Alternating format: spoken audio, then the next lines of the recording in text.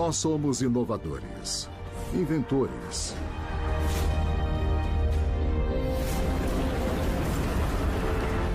Transformamos os recursos do nosso planeta em novos poderes.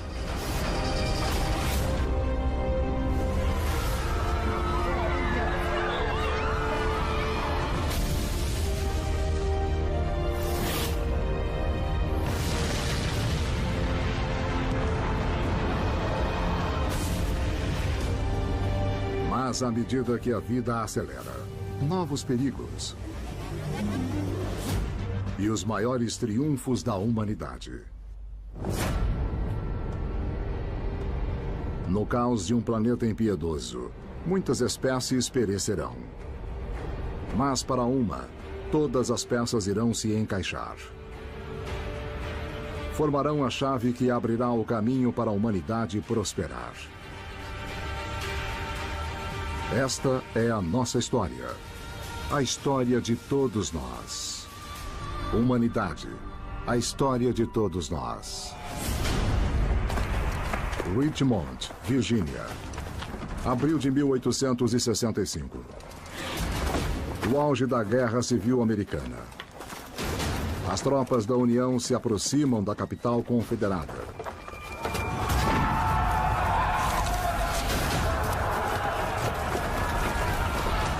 Mas os confederados decidem não defender sua cidade. Seu plano?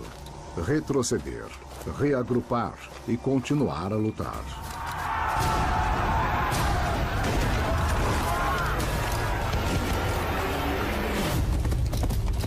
As ordens foram transmitidas a 2 jovens soldados.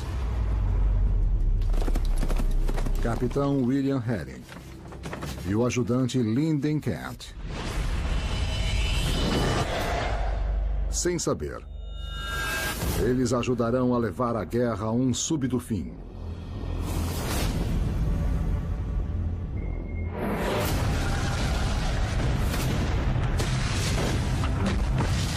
A Guerra Civil Americana.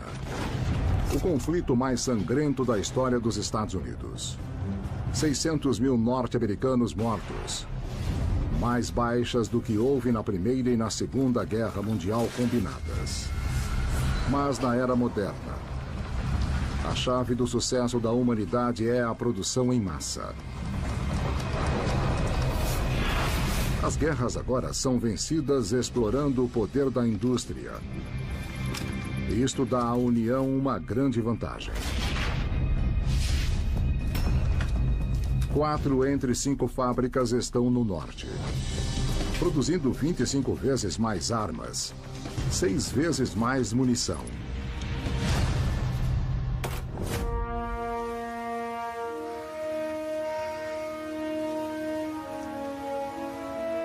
Muitos sulistas ainda vivem no campo da agricultura, esmagados pelo poderio industrial do norte. Eles estão no limiar da derrota. Richmond, sua última resistência abandonada.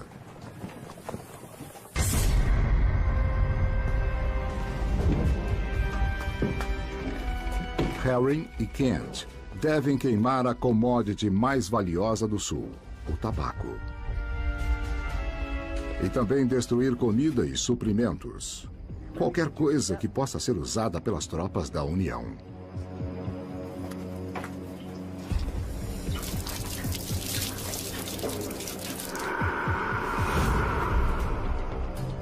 Espera um pouco. Eu estava lutando para proteger esta cidade. E agora você quer que eu queime ela até não sobrar nada? Você ficou maluco? O choque e o horror dessa ideia devem ter sido a coisa mais terrível do mundo. E aí vem a pergunta: você segue as ordens e queima o que defendia ou deixa como está?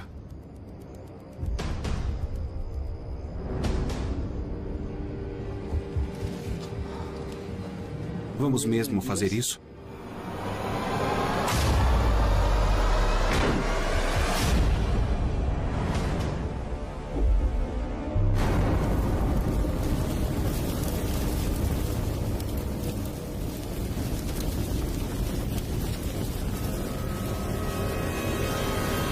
Os confederados querem destruir os armazéns, mas deixar Richmond intacta, pronta para quando retornarem.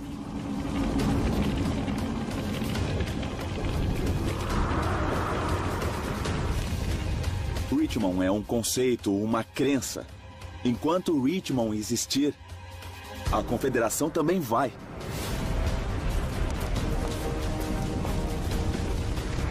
Mas o fogo se alastra fora de controle. 1000 prédios queimam.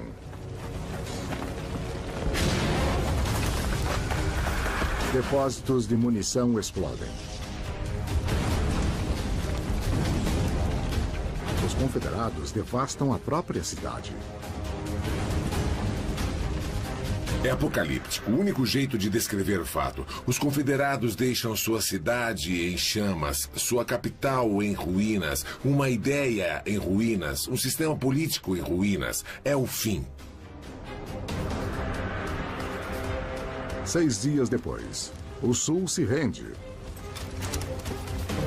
A primeira guerra industrial do mundo chega ao fim.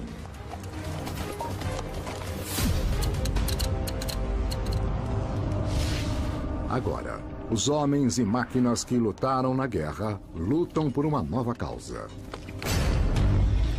o progresso. Uma explosão de tecnologia. O homem, o ferramenteiro, entra na era moderna. Somos a espécie dominante, pois sabemos acumular conhecimento. E sabemos converter esse conhecimento em coisas tangíveis, como prédios, construções. Então, definitivamente, a história do desenvolvimento tecnológico é a história do desenvolvimento humano. E aqueles que dizem que a tecnologia nos distancia de nossa natureza, etc., não sabem o que estão dizendo. Afinal de contas, um elemento central da nossa condição humana é nossa capacidade de produzir tecnologia. O período subsequente à Guerra Civil foi de grande e enorme otimismo. Uma época em que as pessoas abraçaram a ideia do progresso como nunca haviam feito, acreditavam que tudo poderia... A todo momento havia artigos no jornal sobre alguma invenção extraordinária, alguma tecnologia nova, alguma descoberta que estava sendo feita. Só nos Estados Unidos, 400.000 patentes em 40 anos. Novas invenções produzidas em massa.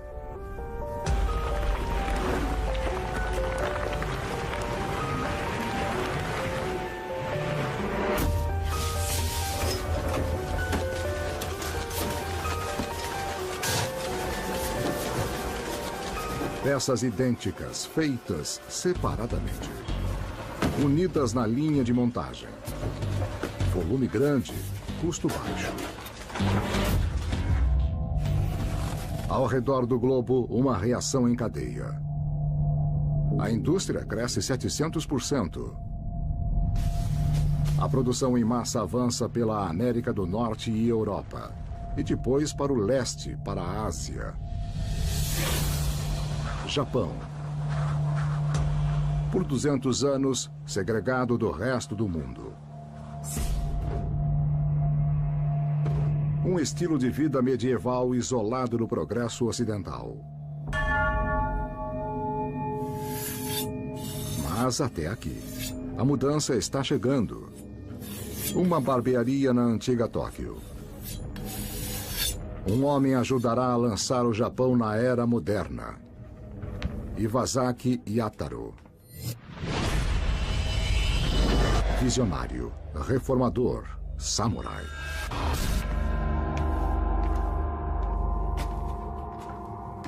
Determinado a abraçar o futuro. Ele cortará os laços com o passado. Os samurais governaram o Japão por 600 anos. Uma classe de guerreiros. Que vive e morre pela espada. Durante vários séculos, o Japão fechou as portas para o mundo. O culto ao samurai foi elevado a um status mítico. E no coração desta cultura estava a veneração da espada.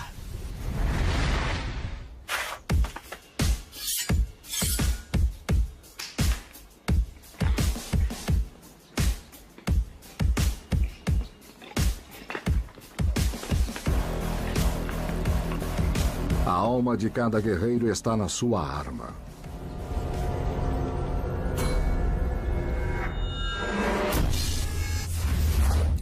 Feita em aço forjado, 1000 camadas. Cada uma com uma espessura de 1/1000 de polegada. Afiada suficiente para atravessar 5 corpos humanos de uma vez.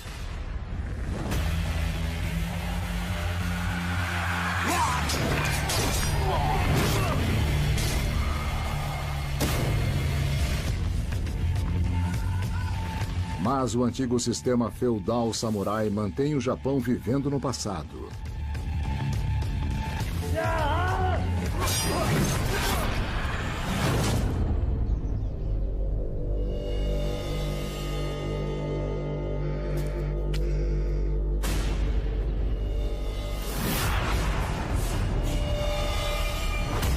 A família de Iwasaki é composta de samurais há gerações. Ele renunciará à antiga ordem, removendo o coque da cabeça.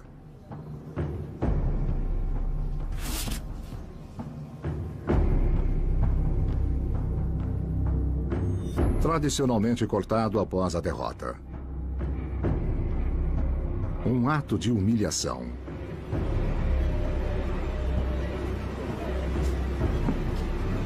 Para Iwasaki, é a libertação.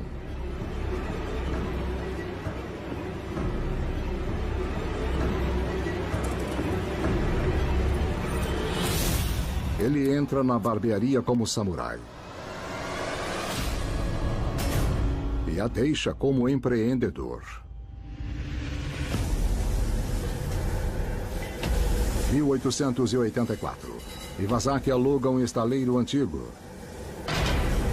A base de sua companhia. Mitsubishi. O conhecimento que faz espadas produzirá navios de aço.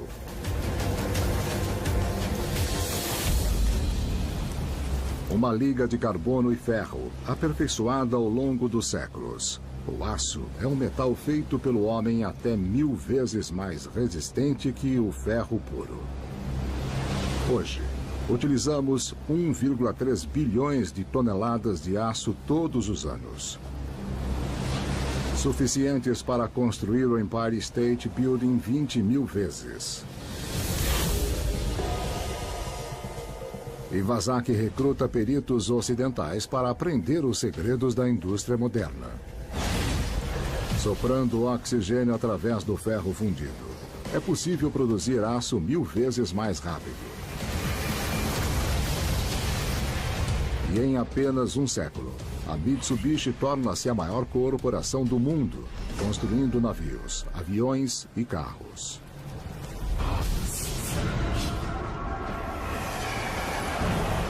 A primeira nação industrial da Ásia desenvolve-se mais rápido do que qualquer outra no planeta. O Japão aprende em uma década o que o Oeste desenvolve em um século. Hoje é a terceira nação mais rica do mundo. A 9.600 quilômetros dali, Belfast, Irlanda. Operários constroem uma estrutura de aço gigante. Um monumento à ambição da era. 2.000 placas de aço. 3 milhões de repites. –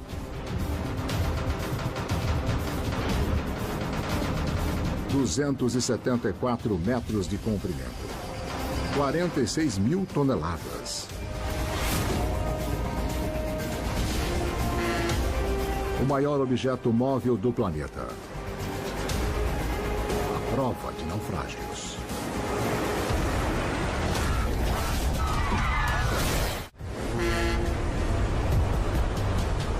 – 14 de abril de 1912.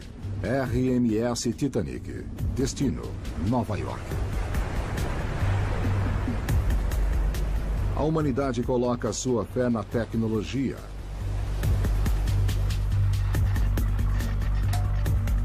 A bordo, Um sistema de mensagem em código Morse. Um telégrafo sem fio.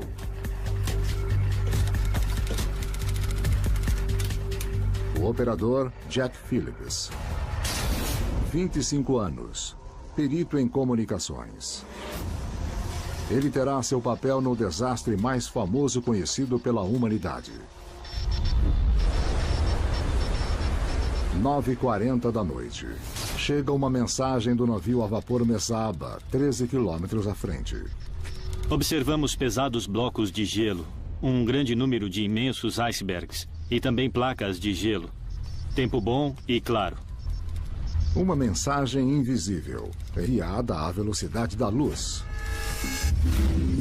Ondas de rádio vêm sendo produzidas por estrelas e planetas há bilhões de anos. Agora, os físicos usam correntes elétricas para produzi-las. O código Morse. Houve o dia em que só nos comunicávamos face a face. Agora, podemos enviar mensagens ao redor do globo. A bordo do Titanic, 2.240 pessoas. Mais da metade abarrotada em cabines da terceira classe. Eu tenho uma trinca. Pode me bater? Eu ganhei de novo. Bom, Homens como Theodore Demander. Um agricultor sonhando com uma vida nova no novo mundo. Ele deixou sua mulher e filhos na Europa.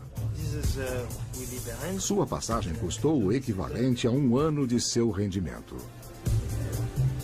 O incrível sobre os humanos é que nunca estamos satisfeitos. Assumimos riscos enormes, estamos sempre explorando e não importa o quanto a vida esteja boa, sempre fazemos um esforço para ver o que há atrás da próxima montanha ou na próxima esquina.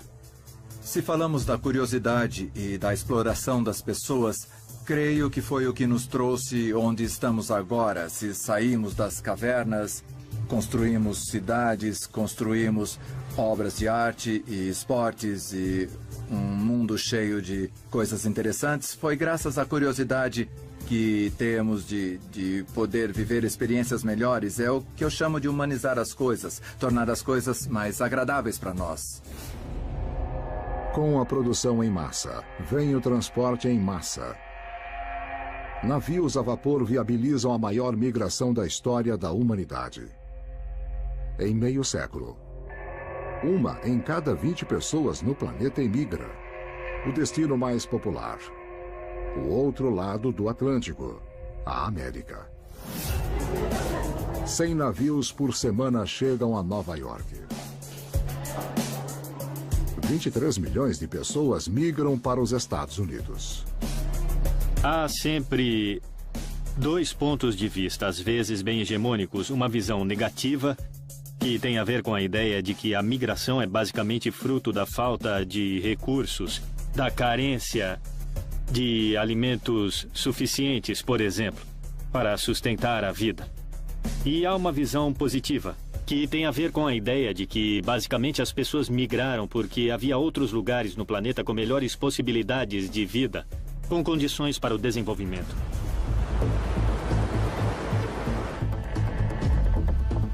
Às 11h40 da noite.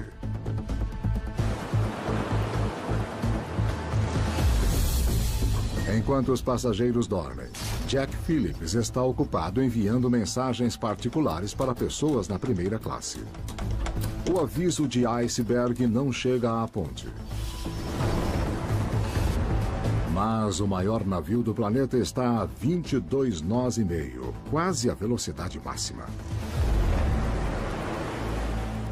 Eles navegaram numa velocidade que não deveriam por um campo completamente minado. Um campo naturalmente minado por gelo, montanhas de gelo.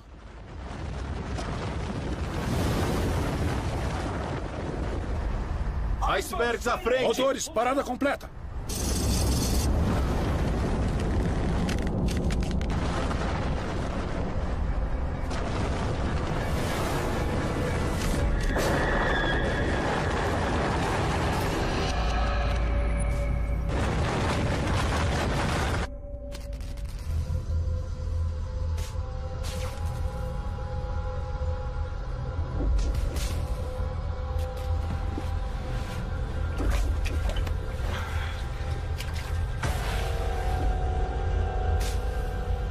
As cabines da terceira classe são as primeiras a serem inundadas.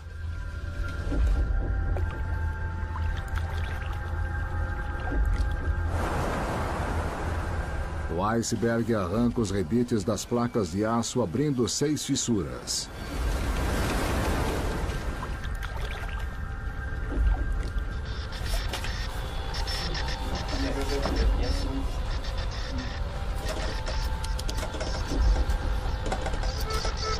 O novo pedido de ajuda internacional. SOS. SOS. Titanic requerendo ajuda imediata. Batemos em um iceberg. Estamos afundando.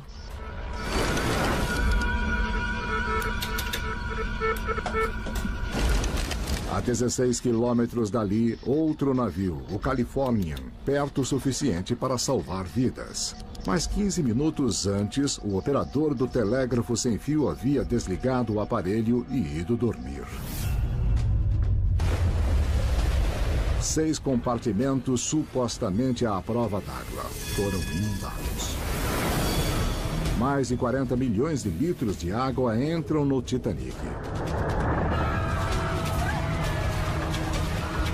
Para chegar aos botes salva-vidas, os passageiros da terceira classe precisam passar pelos decks da segunda e da primeira classe. Mas as portas estão trancadas. Eles ficaram presos lá, porque eram pobres. Naquele momento, provavelmente o medo tenha se misturado ao ódio. O microcosmo que representava o Titanic ali para mim se refletia a condição humana.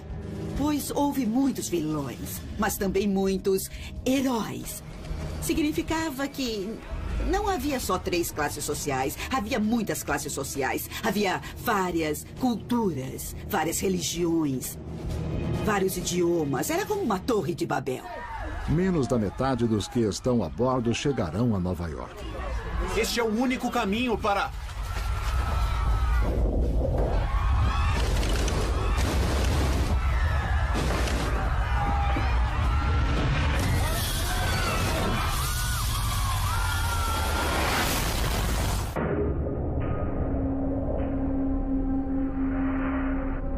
15 de abril de 1912, 2h28 da madrugada.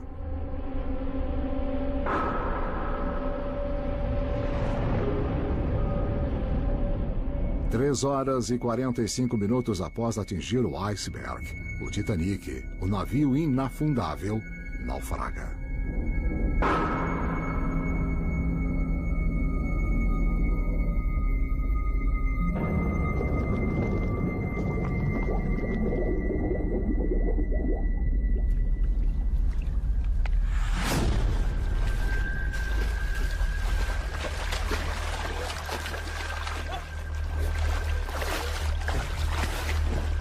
Theodore Demander, passageiro da terceira classe, se agarra aos destroços.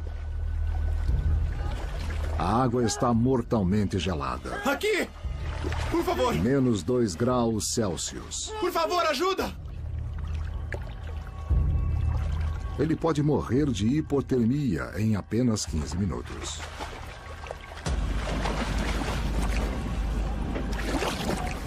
Socorro! Socorro! Aqui! Aqui!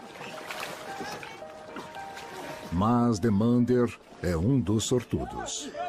Aqui, por favor!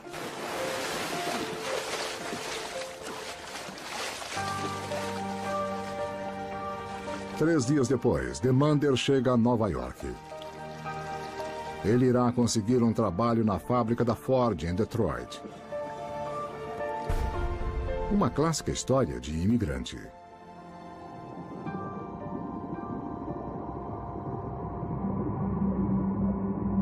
1.503 passageiros e tripulantes não chegam a Nova York. Quando o Titanic atingiu aquele iceberg, iniciou um grande período de reavaliação da nossa fé na tecnologia. Desde então, acho que não tivemos mais o mesmo otimismo ou confiança de que a tecnologia sempre servirá a nossos interesses. O caso Titanic, mais do que um caso da soberba humana chocando-se com a fria natureza, me parece um caso triste. Indesejável, mas inevitável do desenvolvimento tecnológico. Na cidade de Nova York, uma das maravilhas da natureza está prestes a ser domada. O inventor Charles Goodyear, determinado, obcecado e falido. De uma cozinha rudimentar, ele dará início a uma revolução nos transportes.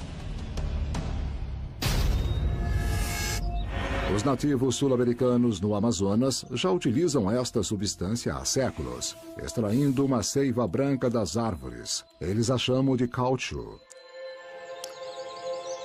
Borracha.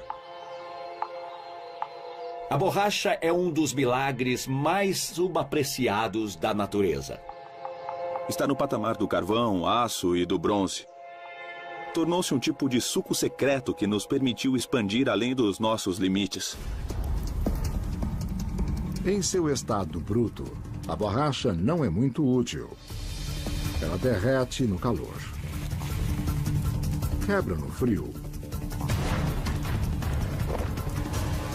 Goodyear tenta mudar sua estrutura química para torná-la mais elástica e mais útil. Goodyear foi uma dessas interessantes pessoas excêntricas nos Estados Unidos, absolutamente obcecada por uma ideia. Por 5 anos, nada. Suas dívidas o levam à prisão. Sua família vive de esmolas. Mas Goodyear acredita estar divinamente inspirado.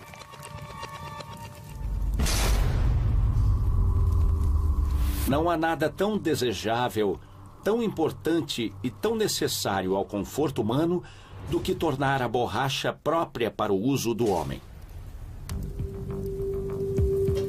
Então, a descoberta. Ele adiciona enxofre.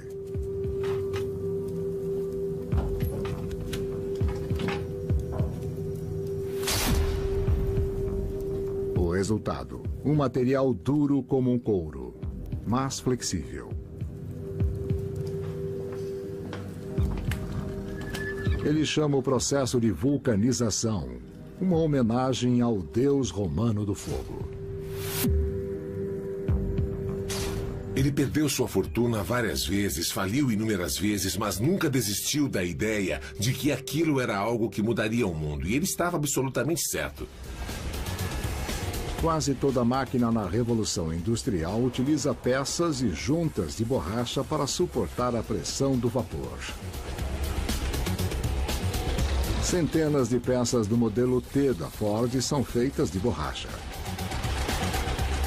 A humanidade está livre para viajar mais longe e mais rápido do que nunca. A demanda por borracha explode.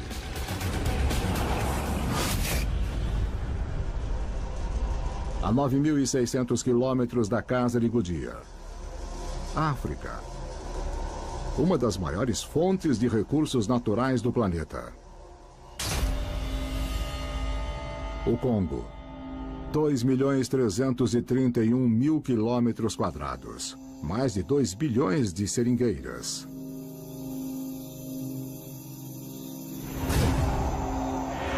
Sob um brutal domínio colonial. O coração da escuridão. Mas um homem se erguerá e mudará o destino da África. Nissala. Seringueiro. Marido. Homem de família. Alice Harris. Ativista. Reformadora. Uma missionária batista da Inglaterra.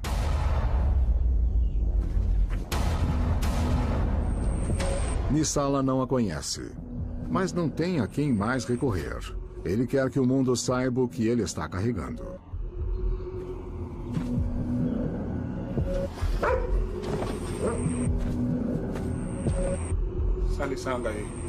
O que aconteceu?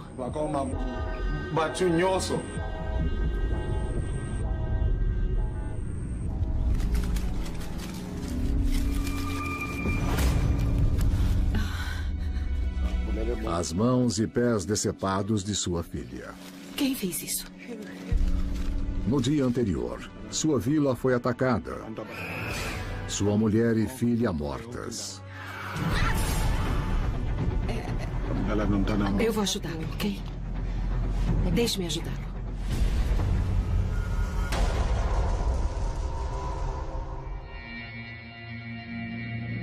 Por 19 anos, o rei belga Leopoldo governou o Congo como seu estado particular.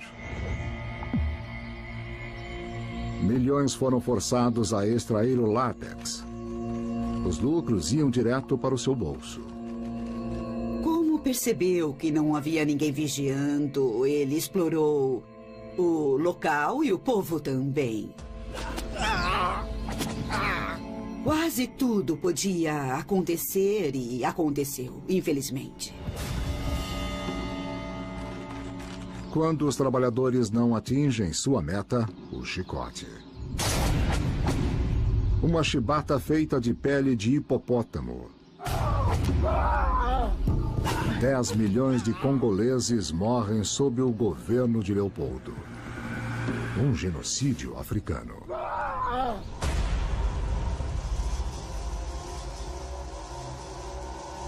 Coloque tudo um pouquinho mais perto.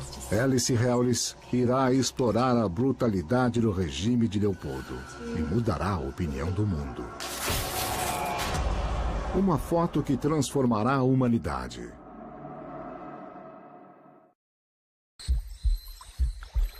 Província de Baringa, nordeste de Congo.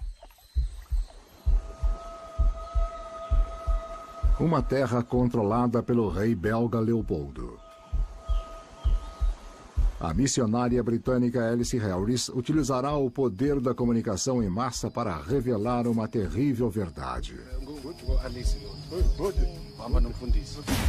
Um catálogo de horrores.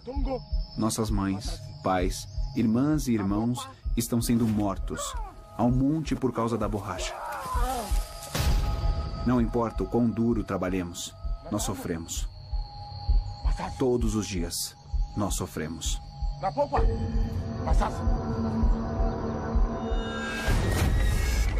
É uma história que se repetiu ao longo dos séculos. Forças coloniais atacam a população nativa e pilham as riquezas do planeta.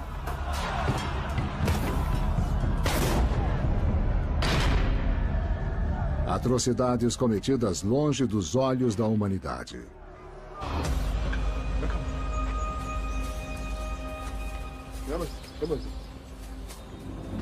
Alice quer mudar isto. Ela dirá ao mundo o que está acontecendo no Congo, que as crianças são rotineiramente mutiladas como aviso aos aldeões. Sua arma? A câmera. Pela primeira vez, a humanidade pode capturar imagens do nosso mundo, reproduzi-las e compartilhá-las. A primeira câmera pesava 55 quilos. Por volta de 1900, elas eram menores, portáteis e estavam nas mãos de 2 milhões de amadores. É uma técnica que nos acompanha já há quase 200 anos, ao longo da nossa história, como um dos instrumentos mais fiéis para retratar as pessoas, as paisagens, o nosso planeta. O nosso continente, a partir de uma técnica muito simples à base de luz, quer dizer, a luz como matéria-prima, mesmo durante o desenvolvimento tecnológico, desde os produtos químicos até hoje, na era digital. Alice tira centenas de fotos no Congo. Elas são publicadas em jornais de todo o mundo, chocando milhões de leitores, incluindo Mark Twain. Se somente nós pudéssemos trazer esta foto para as mentes do povo americano, como eles iriam se erguer para destruir aquele antigo e brutal tráfico de carne humana? Tuen se une à Associação de Reforma do Congo para protestar contra as atrocidades. Ele escreve panfletos ilustrados com as fotos de Alice Harris. Pudemos ver o que aconteceu a estas pessoas no Congo através destas fotos que ela tirou. Elas passaram uma mensagem tão ampla e tão terrível que transformou a opinião mundial, mudou a sociedade. A campanha força o rei Leopoldo a deixar o Congo e o negócio de borracha. A mídia de massa, um novo poder em um mundo moderno. A chave para iluminar os recantos mais sombrios do planeta. Uma imagem vale por 1000 palavras. Essa é uma estimativa bem baixa.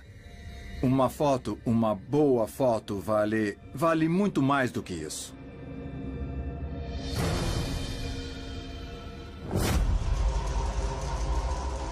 Enquanto na África as pessoas desafiam o domínio colonial, na Europa, as grandes potências estão em guerra. Produção em massa significa novas armas, mais letais do que nunca. O Howitzer dispara projéteis de 900 quilos a mais de 16 quilômetros. A metralhadora dispara 500 tiros por minuto. O tanque, um cavalo de metal de 40 toneladas.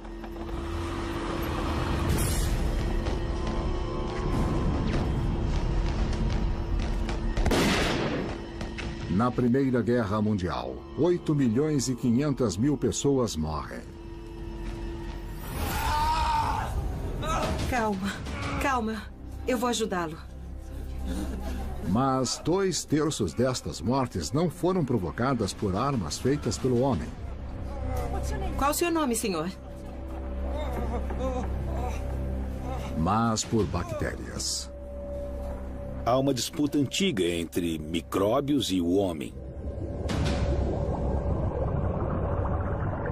É uma guerra invisível, nós não os vemos, são muito pequenos, mas juntos eles são bem inteligentes e muito poderosos.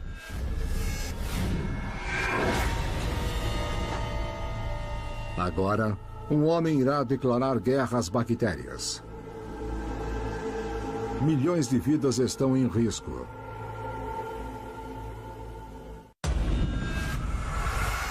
Primeira Guerra Mundial. Norte da França. A expectativa de vida na frente de batalha é de apenas 6 semanas.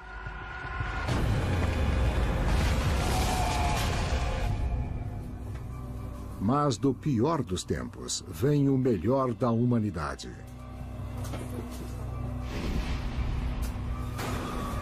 Alexander Fleming. Um médico do exército escocês, condecorado por bravura.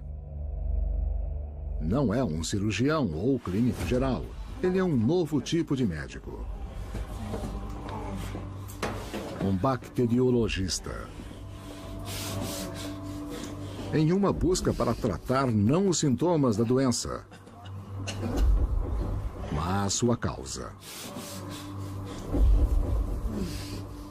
Foi graças à sua necessidade extrema de entender o que estava acontecendo em seu laboratório que ele realizou a maior descoberta de todas no meio científico.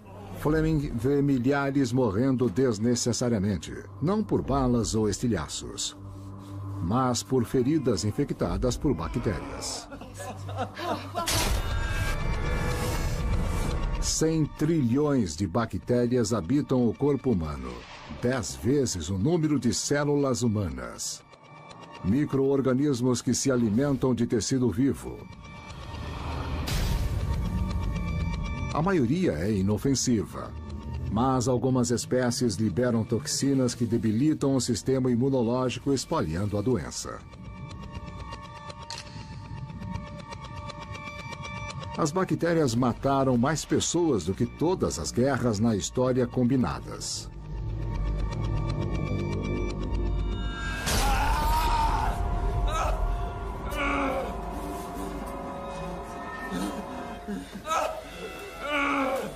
Calma. Calma, senhor. Calma. Na Primeira Guerra Mundial, os médicos percebem que há um elo entre bactérias e doenças, mas não conseguem conter a disseminação da infecção. Calma, senhor. Calma. Me passa o algodão. Calma, senhor. Calma. A cura tentada e testada. Cortar o tecido e submergi-lo em antisséptico. Ácido carbólico. Está acabando, está acabando. Uma troca letal. O ácido desinfeta as feridas, mas ataca os glóbulos brancos e vermelhos. As defesas naturais do corpo contra a bactéria.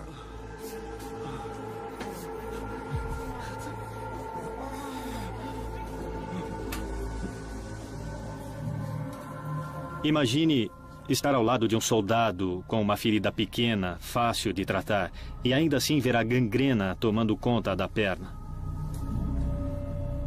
Muitos não sobreviveram às feridas não letais por causa das infecções. Fleming está face a face com o inimigo. Ele sabe que as bactérias estão matando milhões. Agora, ele começa uma batalha de 10 anos para detê-las. Eu fui consumido pelo desejo de descobrir, após toda essa luta, algo que matará estes micróbios.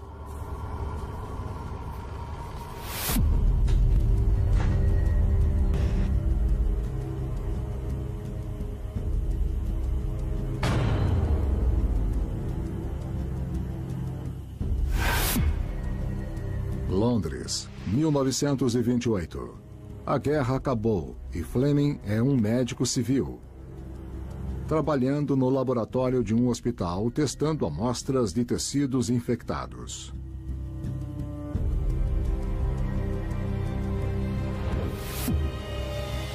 E após tantos becos sem saída, a grande descoberta.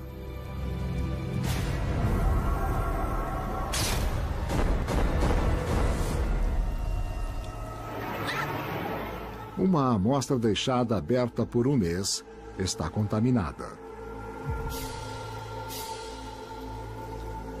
Dentro, um fungo está crescendo, produzindo uma substância que pode conter o avanço da bactéria.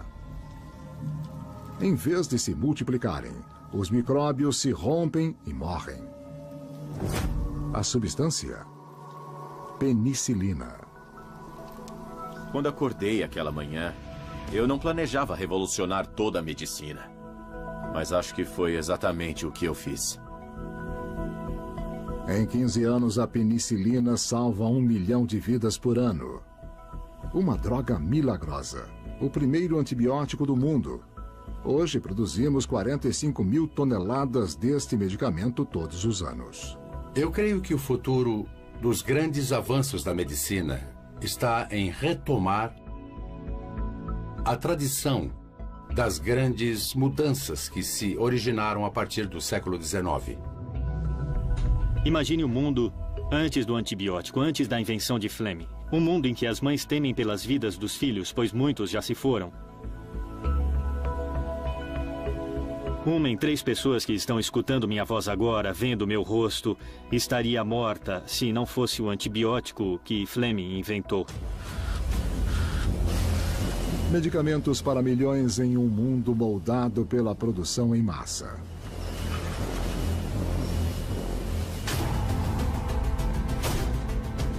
Na Primeira Guerra Industrial, a humanidade saltou para um mundo moderno. Inovações tecnológicas. Vida e morte em escala e velocidade sem precedentes. Mas agora temos o poder de aniquilar nossa espécie.